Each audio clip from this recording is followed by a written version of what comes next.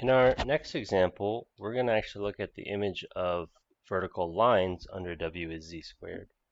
And this is a common strategy for understanding what complex functions do, is to not just look at how one object is mapped to under your function, but how a family of objects are mapped to under your function. So for this, we're going to consider the family x is a constant.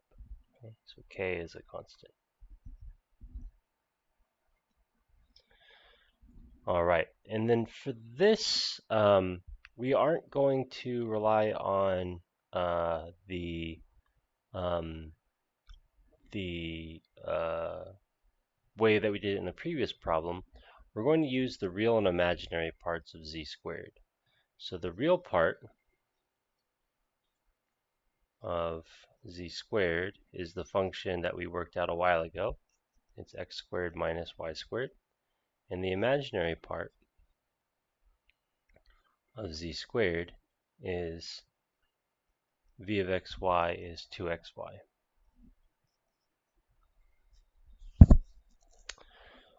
Okay, so we're going to take one line from this family. So we have our line, and it's going to be given by x as a constant, which is equivalent to saying that x is some fixed constant and y can be anything. So that's our line. And if we take some k plus iy there, so u of ky be what we plugged into u is k squared minus y squared, and v of ky is going to be 2ky. Now if we sit here and we play with these, well, let's see. If k is not 0, then what we're going to do is rewrite. We're gonna consider u as a variable, so u is k squared minus y squared, and similarly consider v as a variable. And so then the second one tells us that y is v over 2k. So as long as k is not 0, we can do that.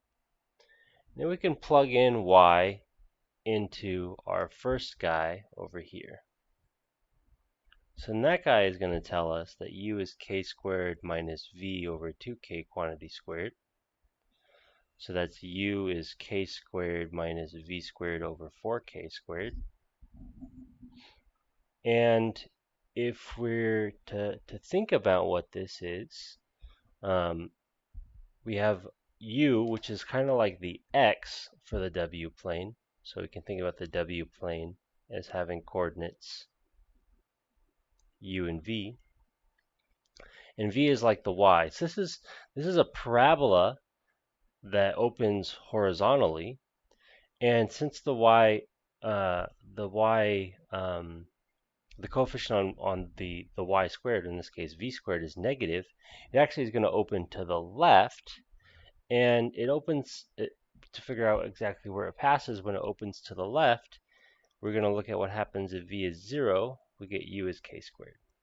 Okay? So the vertex is at k squared comma 0. All right, so let's try to graph these for various different k values. So I'm going to mark some on the left that we're going to take, and then on the right we're going to graph it. So here's x equals 1. That's one of our vertical lines. This is again happening in the z plane. If we go over here to the w plane, what we're supposed to get is a parabola that opens to the left that passes through the point 1 squared 0. But 1 squared 0 is also at 1, and it opens to the left. And I'm not going to worry about where it crosses the other axis. This is like the VU axis. So that's where that guy goes. If we had something like, let's see, I guess the next thing to do is to take 2, huh? So if we had like x equals 2, then that's going to go to a parabola that passes through 4, 0, because 2 squared is 4. It's going to look like that. So we see as we sweep our lines out to the right, we're going to sweep out these parabolas that are opening to the right as well, and the vertex is just going to get moved over by the square. Now we could have asked what happens to negative k values, but this mapping actually doesn't distinguish between positive k values and negative k values. So you're going to get a similar shape, and I'll let you think about to what degree it's similar. So for example, if you walk this way along the line x equals 1, so vertically, that's going to correspond to walking that way around the first parabola. However, if you go to the k equals x equals something like -1, you're going to get the same graph, but you're going to find that your orientation's a little reversed. So provided k is not 0, this is what we get. When k is equal to 0, then our functions where u is -y squared, and v is actually 0 in that case.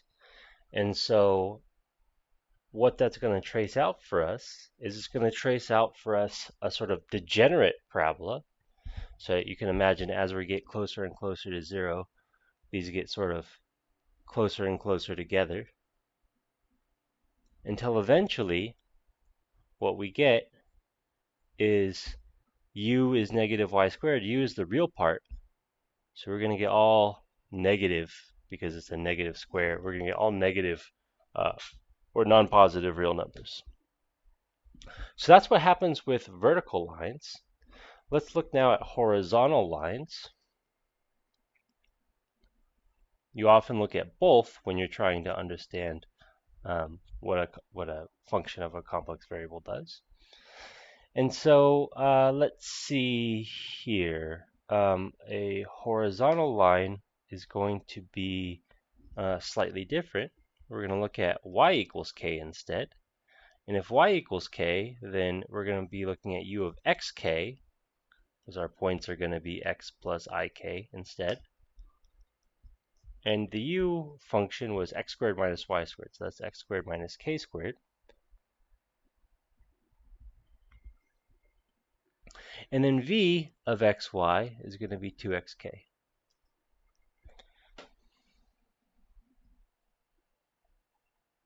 Great.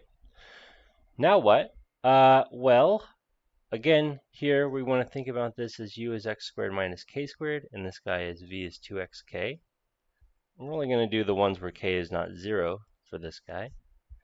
Then we can solve for x. X is going to be v over 2k.